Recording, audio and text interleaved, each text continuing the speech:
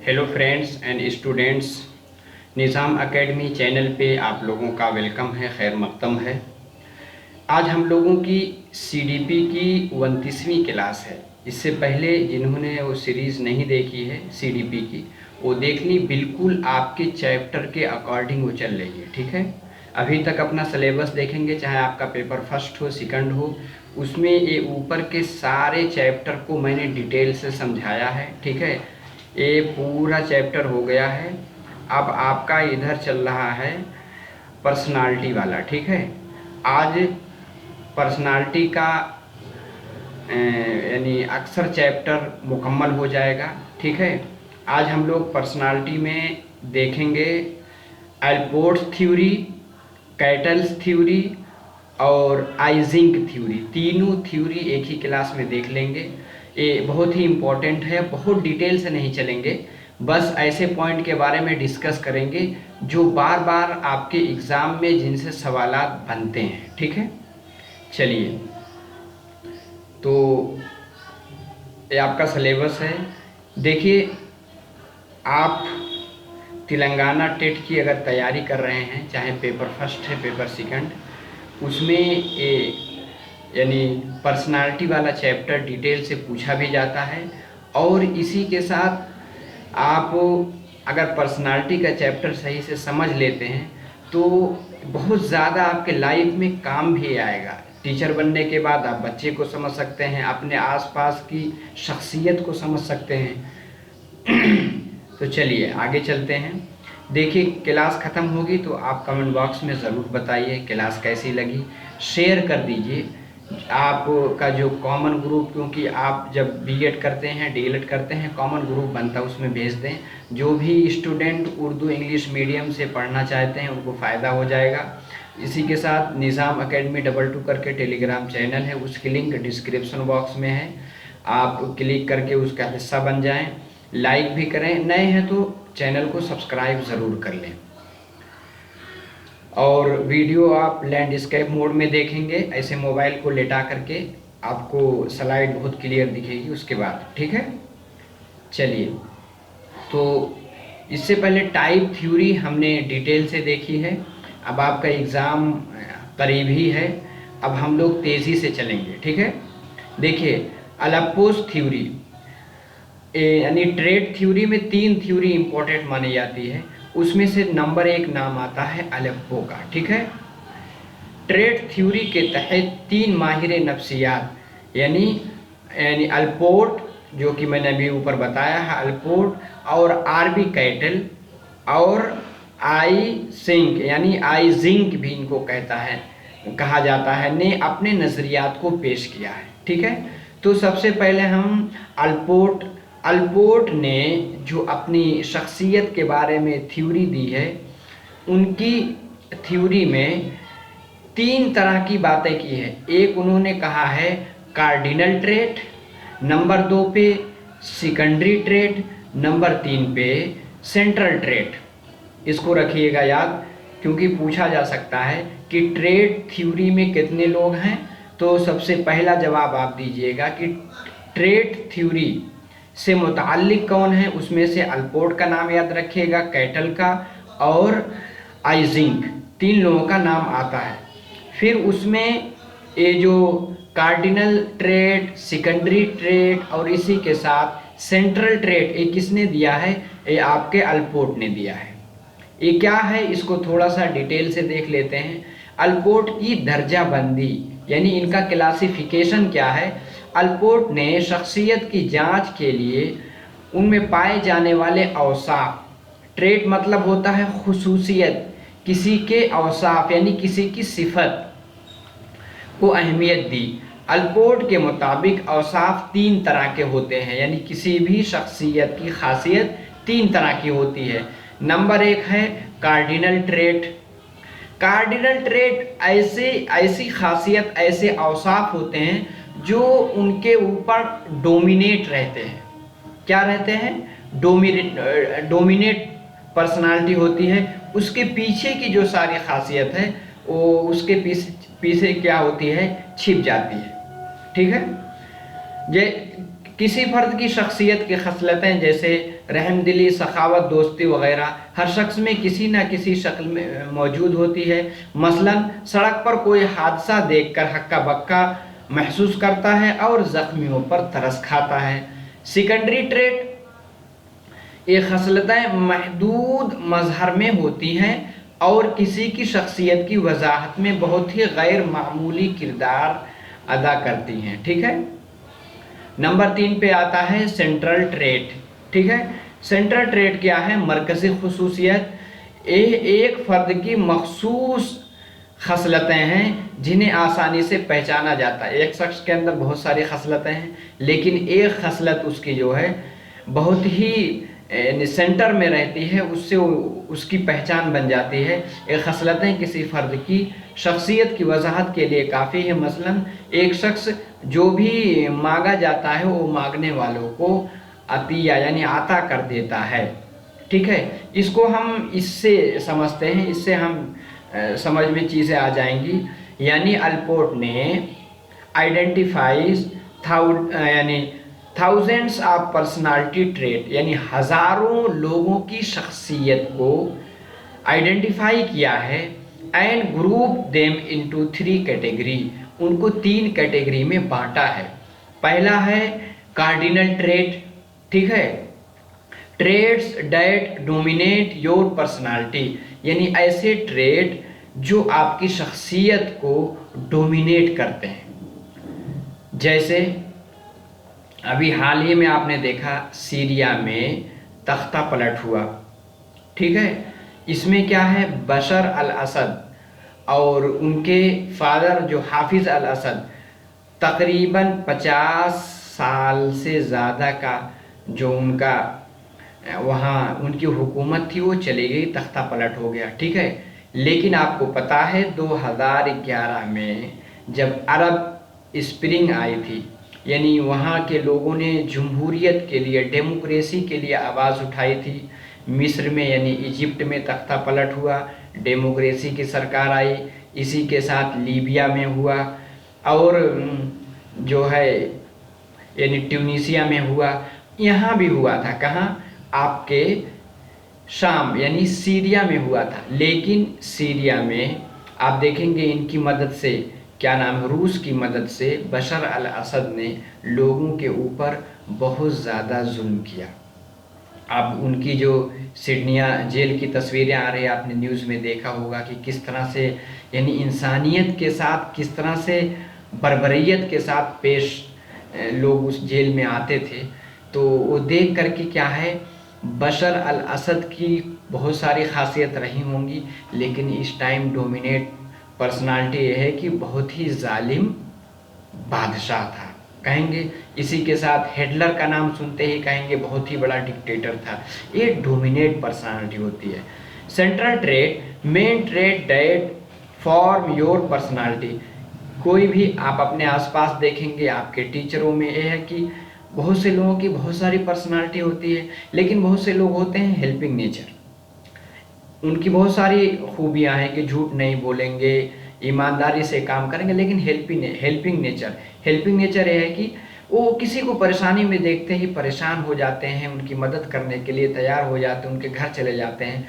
तो ये क्या है, सेंट्रल ट्रेट, जो वो चीज़ उनके मरकज़ में रहेगी। और ये सेकेंडरी ट्रेट है वेरिएबल ट्रेट्स।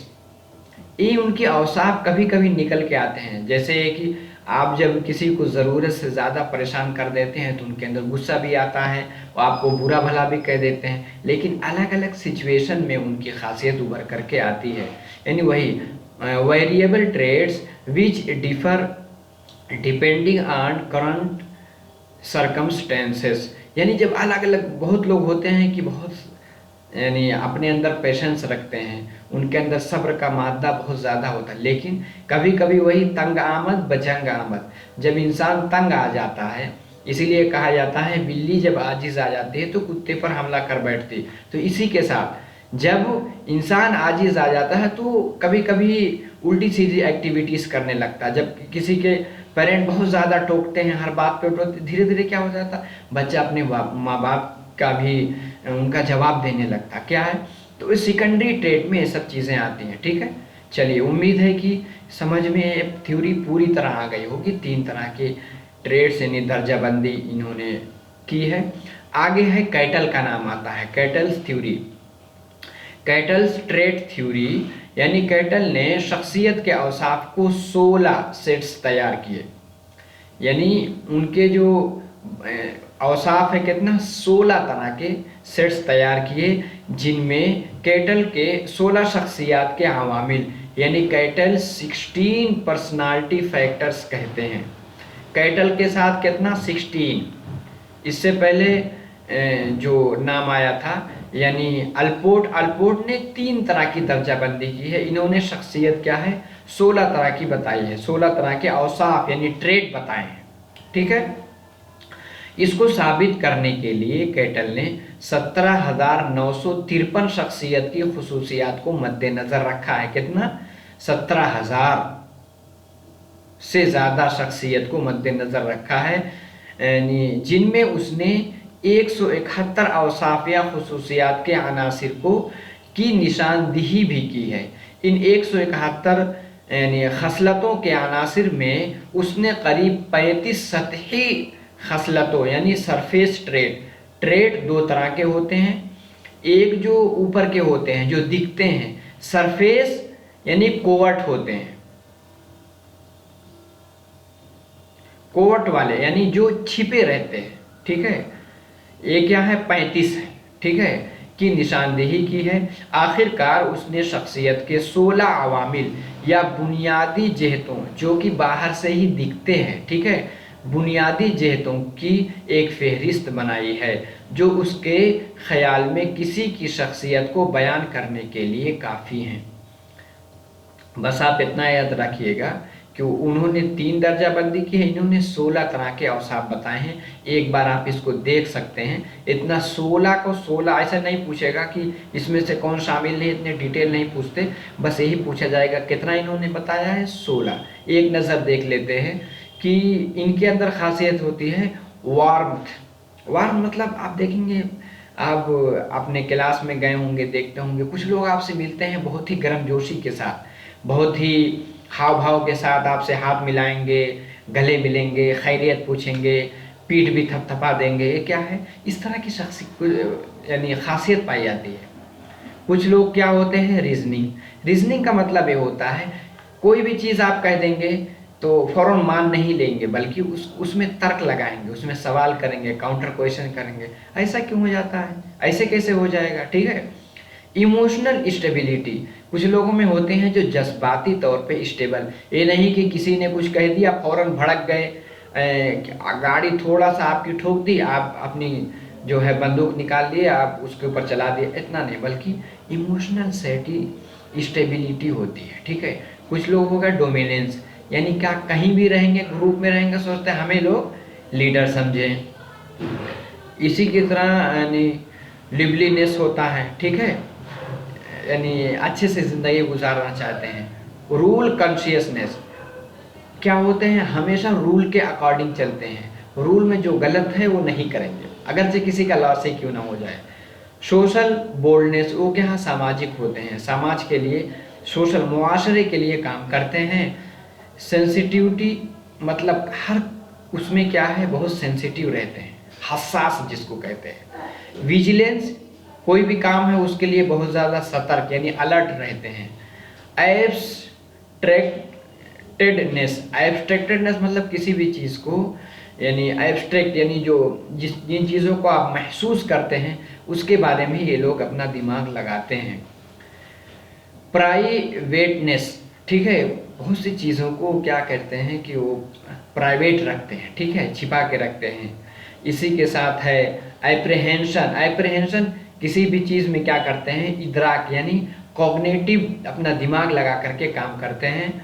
ओपननेस टू यानी चेंज सिचुएशन के अकॉर्डिंग अपने आप को चेंज होना भी चाहते हैं।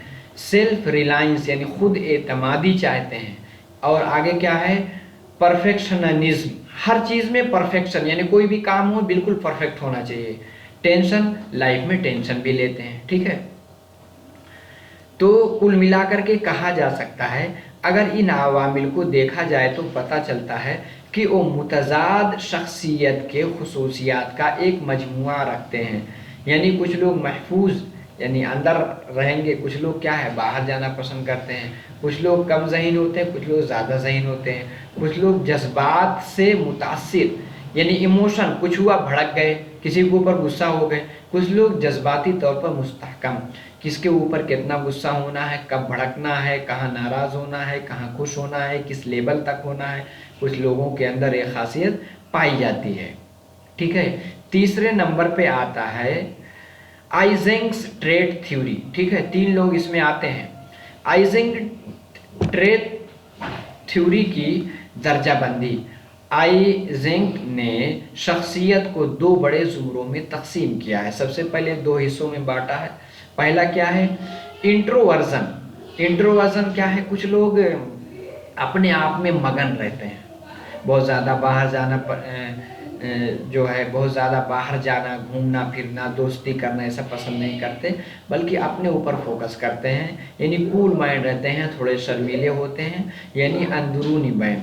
कुछ लोग क्या होते हैं एक्सट्रोवर्जन। एक्सट्रोवर्जन क्या है, ये हमेशा क्या बाहर रहेंगे, लीडरशिप करेंगे, थोड़ा जो है नेतागिरी भी करेंगे, सोशल भी रहेंगे, कोई काम हुआ तो उसमें भी शामिल रहेंगे। ठीक है, इस तरह के लोग होते हैं। थोड़ा बाहर घूमना फिरना पसंद करेंगे, दोस्ती करना, दोस्ती बनाना पसंद करेंगे। इसके अलावा इसने मज़ीद 2 इजाफी शख्सियत के औसाफ को पेश किया है। न्यूरोटिसिज्म। न्यूरोटोसिज्म यानी आसाबीपन, ये भी क्या है निगेटिव में है। इसी के साथ है साइकोटिसिज्म, ये तो और ख़तरनाक है। ठीक है, इसको हम एक आगे इससे समझते हैं। ठीक है, देखिए इन्होंने अलग अलग कैटेगरी दी है, दर्जाबंदी किस तरह से की है इसको आप देखिए। आइजेंक्स पर्सनालिटी थ्योरी, इन्होंने एक किया है इंट्रोवर्ट या तो एक्सट्रोवर्जन। इंट्रोवर्जन जो अंदर रहना पसंद करेगा, शर्मीला रहेगा, लोगों से दोस्ती कम करेगा, और एक्सट्रोवर्जन क्या रहेंगे जो उसके बिल्कुल अपोजिट रहते हैं। ठीक है, एक होते हैं स्टेबिलिटी, इंसान के अंदर स्टेबिलिटी होगी, थोड़ा सा कूल माइंड रहेंगे। एक है न्यूरोटिसिज्म। न्यूरोटिसिज्म मतलब होता है वो थोड़ा सा निगेटिव सेंस में है, यानी लोगों के साथ बहुत ज़्यादा सिंपैथी नहीं रखेंगे, दूसरे के दुख दर्द को समझेंगे नहीं। एक होता है self control. Self control versus साइकोटिसिज्म।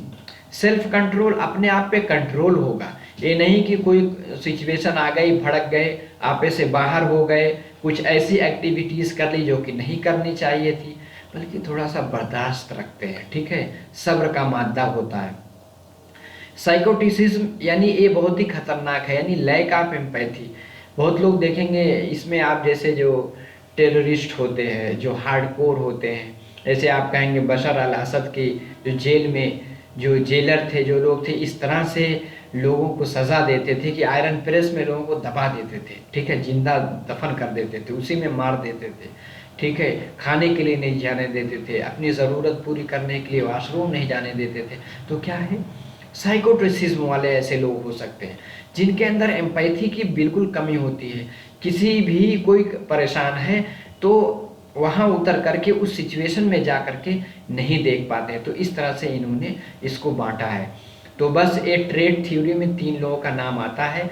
इसी के साथ आप उर्दू ज़ुबान की तैयारी के लिए इसमें जा सकते हैं। ठीक है, 19 क्लासें हैं, एक एक करके देख लीजिए। वैसे मैंने अलग से सीरीज शुरू की है तो उसको भी देख सकते हैं, और इंग्लिश लैंग्वेज में 15 क्लासें हैं। तो जाने से पहले एक बार आप कमेंट बॉक्स में ज़रूर बता कर जाइए, और कोई और दिक्कत है तो आप व्हाट्सएप कर सकते हैं 9873603812। ठीक है, इस नंबर पे।